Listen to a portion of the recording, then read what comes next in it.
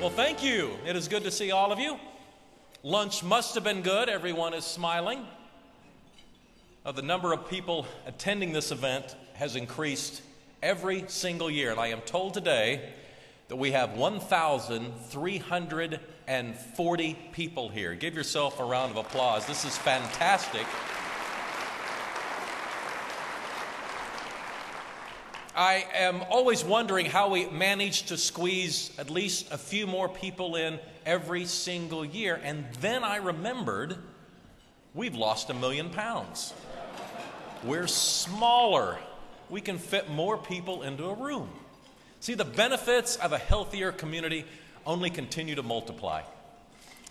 We also have a lot of new faces in the audience this year, and the Census Bureau can explain why we have people moving to Oklahoma City from all over the country. So welcome. We have more people moving here from Texas than are moving to Texas.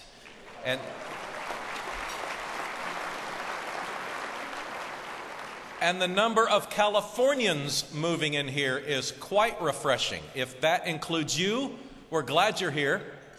I don't know why you felt like you needed to bring your earthquakes with you, but whatever. And I also know that many of you are here as longtime residents of Oklahoma City, and you have seen the improvements. You share my pride. You share my enthusiasm. So to everyone, welcome to the State of the City Address for 2012.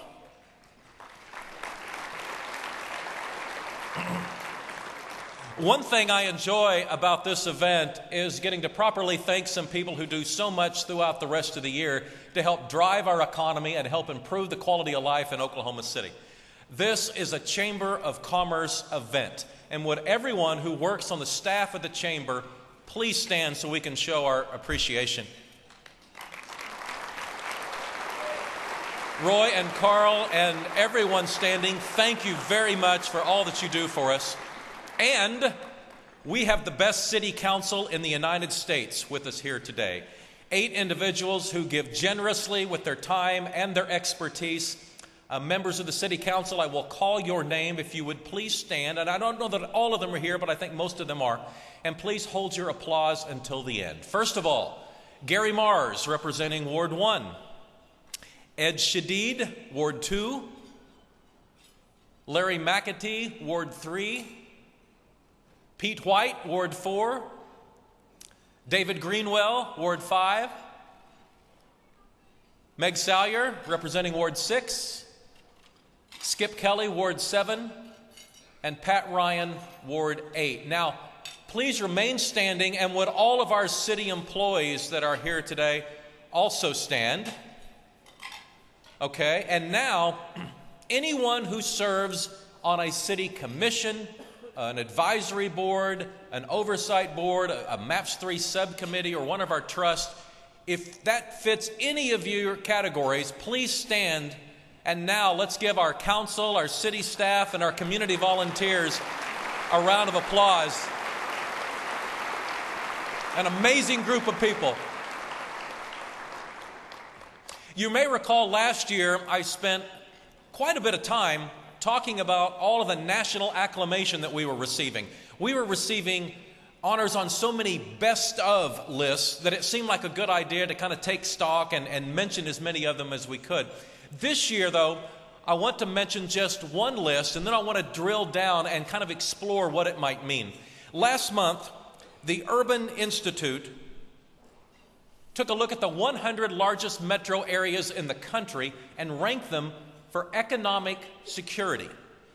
Now, economic security takes into consideration 4 factors: unemployment, the trend in your housing prices, the overall price of your housing, and the share of homeowners in your community that are having trouble making payments. They call it economic security.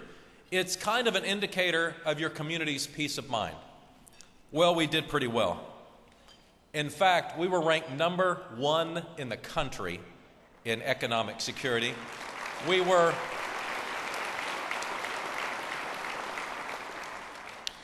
the only city in the United States to receive straight A's in all 4 categories, so congratulations. And then this past week, New national data on home sales is released. Both Oklahoma City and Tulsa are on the list of two of the top housing markets in the country. We are highlighted both for affordability and for increased sales. In other words, it doesn't matter if you own a home or if you need a home, Oklahoma City is a good place to be. I think one way that economic security interacts with our current economy is that it helps create consumer confidence. And I remember back in August, I was reading a national business magazine, and it said that consumer confidence was at some level of a historic low. People throughout the country reluctant to spend money. And it makes sense. If you're concerned about your finances, if you don't have economic security, it's hard to write a check for a discretionary purpose. Well, that very same week that the U.S. was experiencing a low point in consumer confidence, we in Oklahoma City opened a new outlet mall. Do you remember what happened? 160,000 people showed up. The turnout shattered all industry records for an opening weekend. When people have economic security, they are willing to invest in new products and services. And then the people that build those products and services are likely to expand their businesses and hire new people. Let me tell you about another illustration of a driving economy. It's a dynamic factor in consumer confidence, and that's construction. When large public companies are investing in their infrastructure, like Devon and Chesapeake, Sandridge, Continental Resources, Hobby Lobby, just to name a few. When people see the bulldozers and the cranes necessary to build a new interstate highway, when downtown seems like a series of orange cones, when you're constructing new libraries and new schools, when there is construction at the zoo and construction on the river, when the dirt is flying, people realize that their local businesses and their local governments are investing in their future. And there may be no better way to visually fuel consumer confidence than construction. From a revenue perspective, our city is in a very envious position. Most cities in the United States are still trying to get back to their pre-recession levels. We have been above our pre-recession levels for over 2 years. We are still recording record revenue. Tourism is getting better and better. Bricktown's brand continues to grow. The performing arts community is attracting visitors. Our museums are gaining national attention. In 2011, exhibits like Passages brought tens of thousands of people to Oklahoma City. New hotels are opening. And I am especially encouraged by the progress made on the funding aspect of the American Indian Cultural Center. And I look forward to the day when that opens and helps us illustrate our proud heritage. Outside of tourism, don't look now, but the aviation sector and the biomedical sector are thriving. Higher paying jobs are coming in by the thousands. In the last 8 years, over 80,000 new jobs have been created in our metro economy.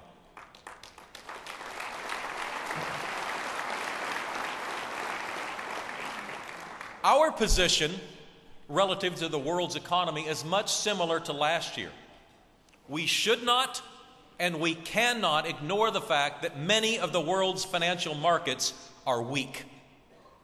And as good as our local economy is, our economy would be doing even better if the national economy and the world economies were doing better. So here's my take on our local economy. Knowing what we know, and knowing that you can't ever be sure of what calamity might be just around the corner, we have every reason to be optimistic. We are attracting talent. Banks are gaining confidence in Oklahoma City's ability to support new projects. Our population growth and our per capita income are going up at rates that exceed the national average. On the flip side, we need to continue to diversify our economy, because as much time as we've spent investing resources on creating jobs in aviation and the biomedical fields and manufacturing. The energy sector continues to multiply and is getting larger and larger. It is a really good problem to have, but we must make sure our economy looks at and encourages other market sectors. Also remember that we have three fundamental advantages compared to most other major cities that we inherited from past generations. One, we have a large Air Force base that gets great respect from the Pentagon. Two, we have 3 interstate highways that pass through our city. And 3, we are the state capital. Now, these 3 factors were great accomplishments by leaders long gone. Tinker Air Force Base was born as a great example of the ongoing relationship between City Hall and our local business leaders. The fact that we have 3 interstate highways going all the way through our city is not an accident. Our leadership of nearly 100 years ago worked hard to ensure that major roads led to Oklahoma City. And as for being the state capital, we had to steal that in the middle of the night. And we're not going to give that back. Then there are the elements that we in this generation have created. The factors that have really started to set our city apart from others. 1, investments in infrastructure that are unparalleled. 2, a thriving arts and sports community. And 3, a general culture of entrepreneurship, of faith, and of diversity. So, in the coming years, how are we likely to fare in our ever-growing competition with other cities?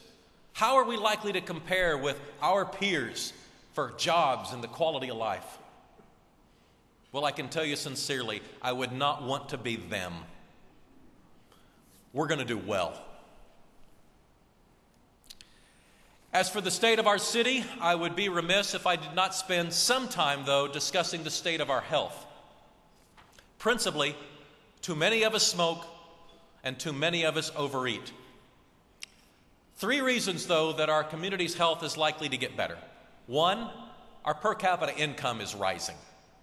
Higher income and better health almost always go hand in hand. 2, we're making a number of infrastructure changes that I think are going to help. New gymnasiums, new sidewalks, new jogging trails, new bike lanes, new parks, new pedestrian-friendly streets, wellness centers for seniors. The City County Board of Health is building an entire campus of health-related services. Overall, it's a whole new attitude to prioritize health and design our infrastructure to interact with people at the same time it interacts with cars. And 3, we're doing better on the awareness side. Our website, thiscityisgoingonadiet.com, attracted 47,116 people to sign up and pledge to lose weight. And you may have noticed, last week we reached our goal of 1 million pounds. And over that 4 years, we have been able to make giant strides in getting the word out about the dangers of obesity. As you can imagine, with 47,000 people averaging over 20 pounds apiece, we have a number of success stories from our campaign. But I want to draw your attention to the story of twin brothers Dan and Dawn Evans. They are Oklahoma City police officers, and in the past year, Dan lost 124 pounds and Dawn lost 130. That's right. Between them, they lost over 250 pounds, and they are sitting right down here. Would you guys please stand?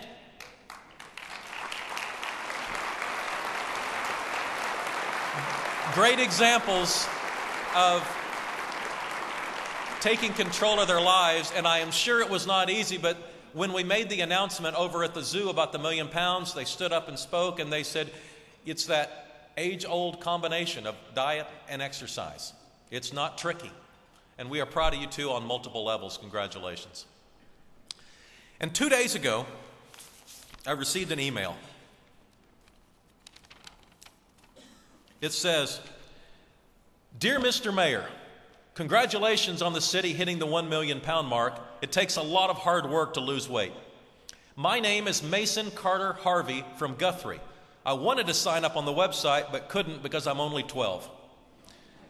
Just 1 year ago, I was 206 pounds in the 6th grade. I was so tired of being picked on and tired of feeling lazy all the time. I put down my Xbox 360. I started playing more outside, playing sports and riding my bike. I stopped drinking pop. I stopped eating as many chips and candy. I took a course at the YMCA and I started losing weight. And the more I lost, the better I felt. The better I felt, the harder I worked and the more I lost. Today I am 120 pounds. I have lost 85 pounds. I was the center for my junior high football team this year, and best of all now, I have lots of friends and feel really good. Have a fun day. Mason Carter Harvey, and Mason is here with us today. Mason, would you stand?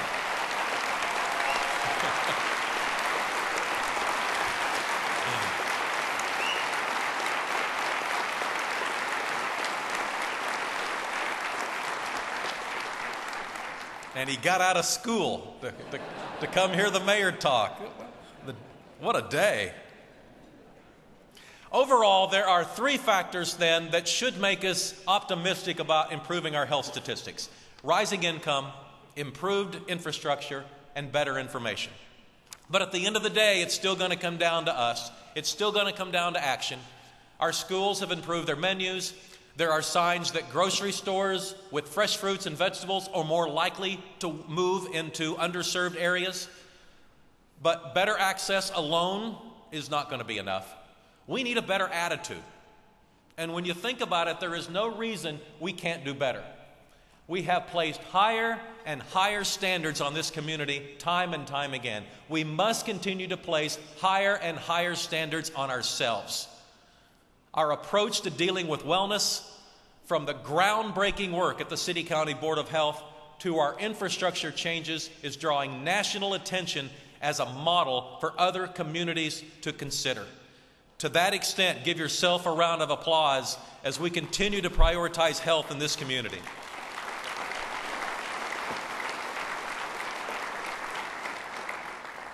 One advantage of the city's progression is that we are better able now to keep and attract the most talented young people in the next generation.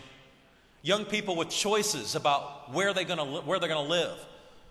Many of them are choosing to live here. And speaking of the next generation, we pride ourselves in Oklahoma, I know, of providing great athletes. Most of us, if we gave much thought of it at all, could name local athletes that have come from Oklahoma and gone on to produce great things at the college level or the professional level or the Olympic level. But what our young people are producing right now is historically unprecedented.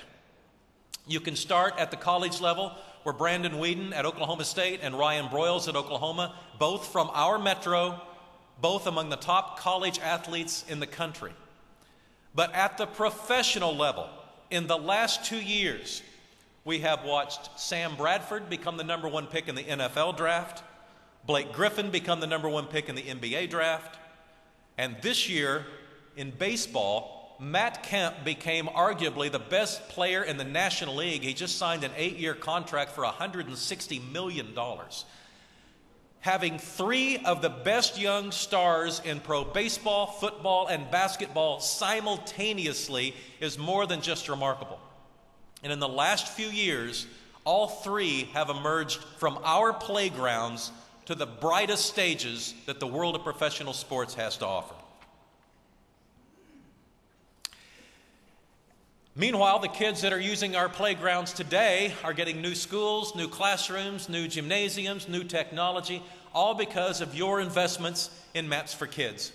And 2011 was a big year for Maps for Kids. 2012 is going to be a bigger year, it'll be an even bigger year for Maps for Kids when you think about it. Here are the numbers from the Oklahoma City School District. Work at 34 of the schools has already been completed. There is currently construction taking place at 29 more schools, and all of those 29 will be completed by the end of the year. There are 7 schools that are in the design phase that will go to bid this spring. The downtown elementary school is in design. So it could be under construction a year from now. And then the final project will be the administration building. More on that will unfold as time passes. But let me show you a picture that I think speaks loudly to the quality and integrity of the program. This is the auditorium at Capitol Hill High School. With Maps for Kids dollars, it has returned the building to its former glory. Now let's switch over to Maps 3. We have 7 citizen-led subcommittees tasked with providing direction on the projects. They are making recommendations to the Maps 3 Citizen Advisory Board, and then those recommendations go to the City Council. Now, as most of you know, with the MAPS model, we pay for these projects with cash. So it takes a while to collect the penny and build the projects, but it should be interesting to watch over the next few years, to say the least. Here is a status report, and we'll start with the Senior Health and Wellness Centers. Expect 4 of these facilities to be built. The first center is in the process of being developed right now. In 2012, so this year, look for the first site to be selected and the first building to be designed. Construction on this first center should take place in 2013. The Jogging and Biking Trail Committee has been very busy. They've been concentrating their work on a trail that will connect the Oklahoma River with Lake Overholser. Construction there should begin in 2013. The sidewalks that come with MAPS 3 will be built in 2 phases. The subcommittee is working on a master plan right now. Construction on those MAPS 3 sidewalks should begin no later than 2014. In the meantime, you're going to see lots of other sidewalks being constructed around the city, but most of that came from the bond issue that we passed in 2007 and not from MAPS. The Convention Center is the biggest of the MAPS 3 projects. The site has been selected. I would expect the land to be acquired sometime later this year. The streetcar subcommittee has been very busy. The Santa Fe station has been selected as the site of the multimodal hub, and this year we'll begin the process of acquiring that site. 2012 should be a year in which a lot of the engineering work concerning the streetcar is accomplished. The subcommittees working on the downtown park are making good progress. Land acquisition is going well. This year, expect some steps toward developing the master plan. We are also going to be bringing in an environmental engineer to start working on the upper park. The subcommittee looking after the river improvements is working on 3 different phases: the lighting, the windscreens, and the whitewater facility. And a lot of that design work should be completed this year. And finally, at the fairgrounds, a consultant is being hired to refine the master plan. I expect some of that work is going to start to emerge before the end of the year. As for Project 180, I assume I don't have to tell this group all about it. You couldn't have gotten to this building without seeing it. It involves parks and roads downtown. Over 2 miles of new roads have already been completed. 557 trees have been planted. 11 new intersections with all new traffic signals and crosswalks have been completed. Over 200 lights have been added for pedestrian traffic, and over 100 new lights have been installed for vehicles. 2011 was in fact a big year for completing or nearly completing several big projects. The Myriad Botanical Gardens has reopened and is living up to all expectations. Raise your hands if you've had a chance to visit the Myriad Botanical Gardens and see all of the improvements. It's quite amazing. Truly a gem. The entire city, I know, is very proud of it. The improvements at the Chesapeake Energy Arena continue. The sections on the arena that are completed are a significant upgrade over what we had originally. The large expansion on the southwest side continues under construction, and it'll be ready by next season. The Oklahoma City Skydance Bridge is virtually complete. It's a truly iconic piece of art that will be visible to over 100,000 visitors a day. And of course, the new section of I-40 itself is in the final stages of completion. We held the ribbon cutting for the eastbound lanes earlier this month. How about another show of hands? How many of you have already been on the new highway? Okay, virtually everyone here. It looks fantastic, and I know Gary Ridley is here today. Gary, thank you for you and your staff's work on all this. We really appreciate the Department of Transportation. The westbound lanes will be opening up soon, and then we'll be starting to work on the boulevard that's going to replace the old I-40 alignment. The boulevard is under engineering right now. All told, This project is the largest civil engineering investment in state history. And once again, let me thank the State Department of Transportation, and please show your appreciation to our friends down at ODOT.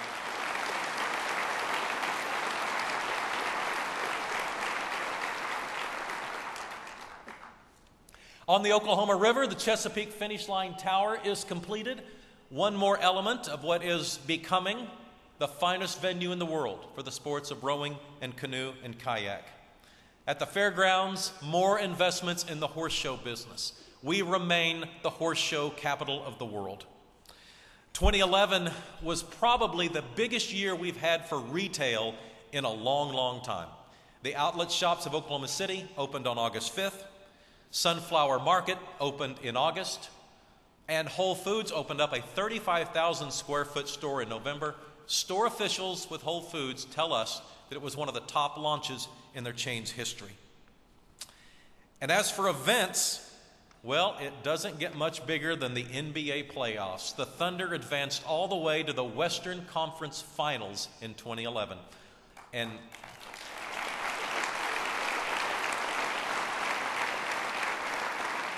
simply put, nothing puts our city's brand onto the worldwide stage in a positive manner better than our basketball team. Soon after we departed the NBA playoffs, ESPN was back in town for another one-week run at the Women's College World Series. Millions are now watching these games from Hall of Fame Stadium, and last year, once again, we set another attendance record. And finally, I mentioned at the beginning that we had a lot of new people arriving in Oklahoma City. Not all of them are people. At the zoo, Maylee, our first ever baby elephant, was born on April 15th. She weighed 304 pounds at birth, and she eventually got up and has been eating nonstop ever since. She now weighs nearly 1,000 pounds.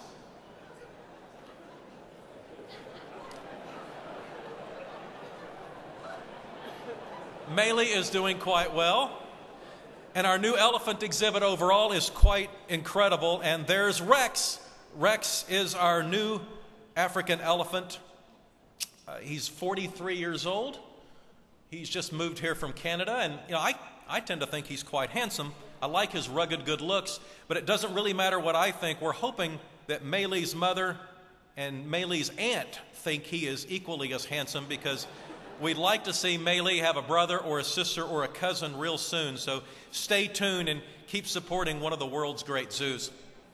I also mentioned earlier that we have created a city where highly talented 20-somethings with options about where to live are choosing to live in Oklahoma City. While you were eating lunch today, the Oklahoma City Thunder announced that Russell Westbrook has signed a new long-term contract with Oklahoma City.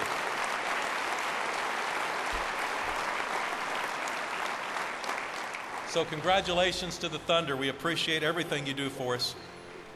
Thank you. Godspeed.